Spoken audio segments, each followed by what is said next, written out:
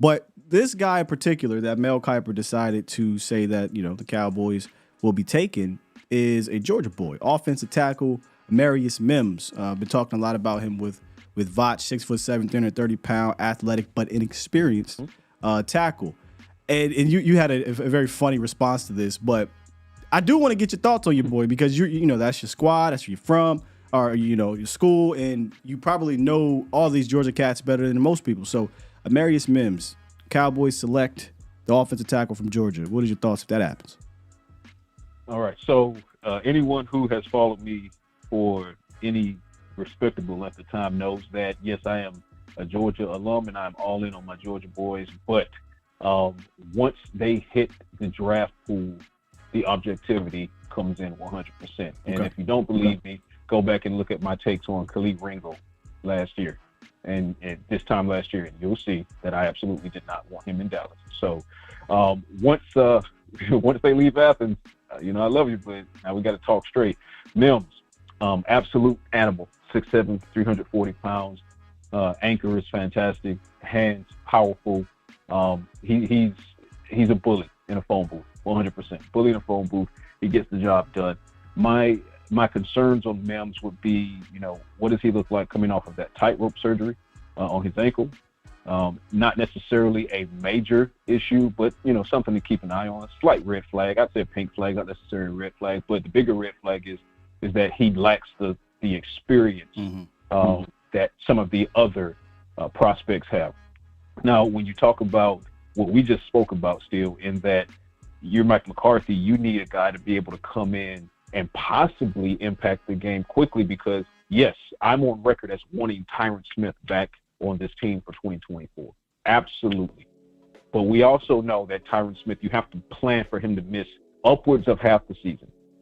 If that were to happen and the Cowboys continue to remain hell-bent on keeping Tyron Smith at left guard as they were in 2023, then you would love to believe that a guy, whoever you pick with a premium pick, because you're talking first-round pick now. Yeah. This is a first-round pick, okay? If you're going to use a first-round pick on a guy, you have to know that he has the ability to do what Tyler Smith did in 2022, and that, you could put him right there at left tackle in the, break glass in case of emergency type situation, and he's going to be able to perform. I believe that Mims could possibly do that, but I believe that there are other experienced guys, prospects in the draft that you could also take in the first round that will be in the bottom of the first round, maybe like a J.C. Latham, for example. Similar build, a little bit heavier, 6'6", 360, a couple inches taller, more experienced, more decorated as far as his football pedigree is concerned. That would give me more confidence. And folks, if you're questioning the objectivity, I just gave you an Alabama guy. Right? Just gave you an Alabama guy over my Georgia guy. So I would have them neck and neck, but my edge will go to a guy like Latham because my main concern, I should say, with Mims, I believe that he'll be great, fantastic at the NFL level. I don't know that he'll hit the ground running, although I think a guy like Latham or some of these other top OT prospects could possibly hit the ground running if you lose Tyron Smith in like week 3 or week 7 or something like that. Those other guys could probably come in and do more work more quickly than can Mims. I think Mims is more of like a 2025 guy if he were to be brought with the Cowboys. But also, let me say this, and I'll throw it back to you. You alluded to what I said in the text when you told me you were going to ask me this question. So let me put it out there. Cowboys don't draft or sign former Georgia players. I hate that. I hate to say it. I hate it's a reality. It turns my stomach. I just can't understand why Jerry won't get past the Quincy Carter days. He is traumatized and he won't let it go. I would love for him to finally prove me wrong. But folks, if he hasn't taken a Georgia guy out of these past 2 or 3 drafts, then I just don't see it happening randomly now. I don't. I love it. I just don't see it. It feels like when I hear tackle, because I'm all for taking a tackle of the future, but it's so early right now because we don't know what's going on with Tyron Smith, right? Free agency. But it feels like in this scenario, you're basically saying, I'll have Tyron Smith. So essentially, they're not going to the grocery store and they're shopping with the munchies. Because that's how I look at this thing here. If they don't have Tyron Smith, you're going into the draft with the munchies, and you're just like, I gotta take this because I'm hungry for this position. Right. If they have Tyron Smith, then I feel like they can go into the draft and say, okay, yes, we need to take an offensive tackle at some point, I think in the top 3 rounds. But we're not as hungry to take one immediately if there's another position that can come in here and play. Because this is what's so tricky about it.